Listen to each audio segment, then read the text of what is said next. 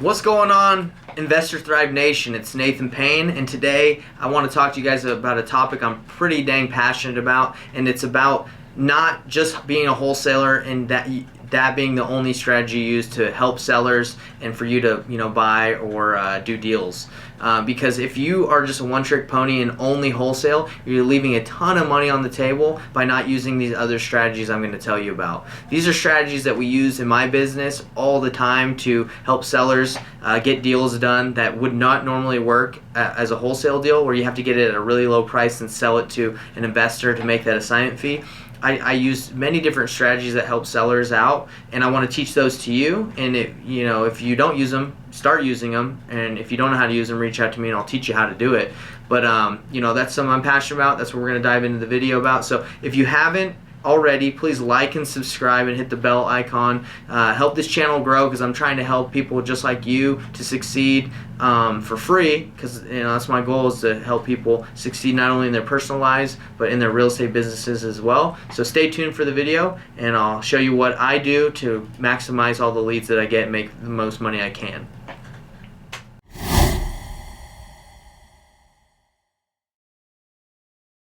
Okay, so you guys probably obviously already know what the first strategy is. It's wholesaling. So what is wholesaling? It's basically getting a property at a discount under contract and assigning your contract to an end buyer and making an assignment fee. That's one strategy, and it's not a bad strategy, but with the way the market is right now, it's kind of difficult to find a property that is that distressed, that needs that much work, where you're able to get it at a price that makes sense. Not impossible. I mean, we do it every day, but it's just one strategy. So one exit strategy, as we all know, is wholesaling.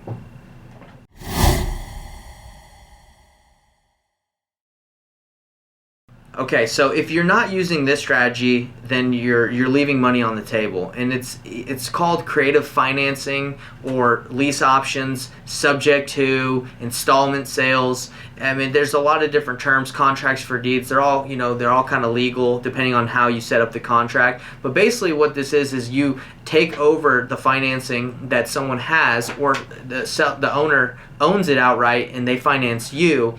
And this way, you're able to pay more for the deal than you are at a wholesale price. So let me give you an example of a deal we did in Dallas. So the owner owed about $160,000 on the property. The house was worth about $180,000. So there's like a $20,000 spread, not a wholesale deal. It wasn't going to work. So I told the seller, I was like, hey, what do you owe? And he said $160,000. I said, look, that's kind of pretty much worth what it's worth right now. I can take over your payments for you and buy the house that way and give you a little bit up front. So he said, look, if you just take over my payments, I'm totally fine with that. I just need $2,000. So I said, or it might have been $4,000, I can't remember, but he said, yeah, take over my payments, just give me a little up front. So basically what I did is I got it under contract, assumed the mortgage, and I basically assigned my contract to someone else, and I said, hey, I need $9,000 down. So I was able to give him the 2, keep 7 for myself, and that's how I got it done. Now, that was a dud deal. It wouldn't have been a wholesale deal, but because it was a creative financing deal and I was able to take over his payments, someone was willing to take over that deal. So if you are not using creative financing, lease options, taking over payments, you're losing out on deals that are there, but they're not wholesale deals. So make sure you're doing that.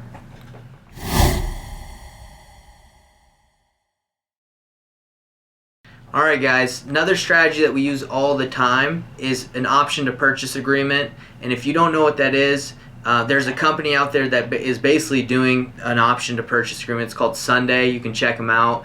They're basically going to sellers and saying, hey, look, I'm not your buyer. I'm just going to find an end buyer. So they're basically just telling people they're going to wholesale it. And I think they get a little bit of a commission. But what we've been doing to people is we'll get a house in the middle of nowhere and we don't really know what the deal is worth or what price we need it at. So I tell the seller just straight up, like, hey, we don't really buy in that area, but I have a bunch of investors I can run this by. Is it okay if I run your property by these investors, and if I, bring you someone, we can do the deal together? And the sellers are usually like, oh yeah, let's do it. That's completely fine. Bring me a buyer and we'll do it. So then what I do is I have them sign an option to purchase agreement. I have, a template if you want to use it, and in the link below.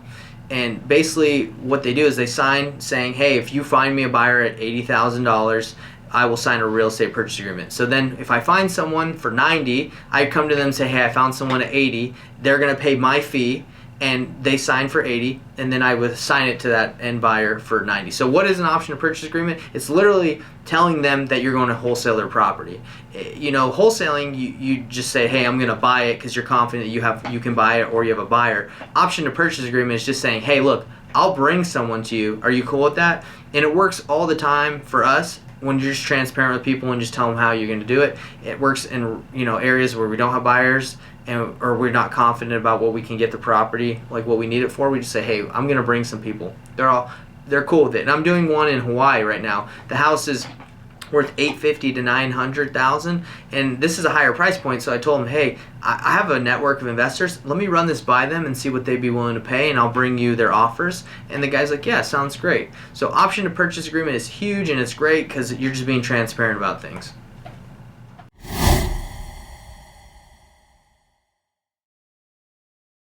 Okay guys, so this is a huge strategy that's coming out right now. It's kind of the new hot thing. It's the retail buyer program, novations, I mean, whatever you want to call it. It's just different contracts you use. But basically what you're doing is you're going to the seller of a house that doesn't need that much work, and you're saying, hey, look, we have a program that we can work with you, we can work together, where, you know, we'll list your house, we'll fix up any repairs if you don't have the money, and we'll get you more money than a wholesale deal. And basically you're just partnering, from what I understand, you're partnering with the seller to try and help them sell their house on the MLS with, I guess, their permission. And you know, that you can get more money for them that way. Now you have to find the right situation. You have to find a seller that trusts you and is willing to work with you, and you have to be willing to put a little bit of money into the property. If you know, end buyer, you know, that has a conventional FHA, VA loan, if the appraisal comes in and they need you to do a couple things for it to qualify for the loan. So it takes a little bit more work, but you're obviously going to be able to make more money because you're selling it to a retail buyer. So that is another option that we're using. Seen it work before. Just you have to see the right situation for it.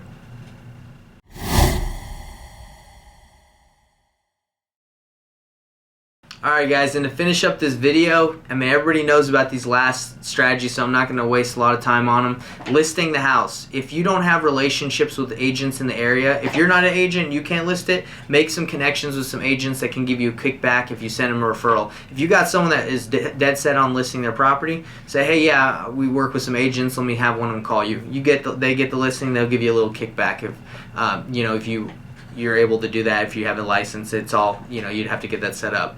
You know, also to end is fix and flip, super easy. You know, if you got a good deal and you feel like you should fix it up, you don't want to put in a new kitchen or whatever, go for it. You're gonna make more money if you have the means and the time to do that. Every deal is, you know, situational. You got to look at it. And lastly, and this is what we love doing, is wholesaling. You take a house, you bring it down, you carpet, you paint it. Sometimes you even just sweep it. You just vacuum it, you clean it, and you sell it. Let me tell you about a deal we had to end. We bought it for about $344. We closed on it. We vacuumed, cleaned it, took out the junk, and it cost us like $2,000. And then we listed it on the MLS. Didn't do any work to it, and we're about to have an offer. We're about to accept an offer for $450. So it didn't really do any work to it. After fees and commissions, everything, we're probably gonna make about $75,000, and didn't flip it. So to wrap up the video, guys, these are all the strategies that I use that you need to be implementing to, you know, make more money and be more successful in this business. You need a wholesale. You need to do an installment sale or creative financing, lease options, option to purchase, retail buyer program, novations, whatever you want to call it. Just partner with the seller and sell their house on the MLS. List it, fix and flip, or wholesale. So that's a lot. I think that's about 8 different options for different exit strategies. But anyway, guys, you have to have all those options in your pocket. You can't be a one-trick pony, or you're going to be leaving money on the table and not getting deals. So go out there, learn these strategies. If you don't know how to use these strategies, check out the link below. I can teach you. I can help you out. I'm also giving away a bunch of free stuff in the link below under freebies and investor drive. So I'm here to help out. Please like, subscribe, hit the bell icon, and I'll see you guys next time.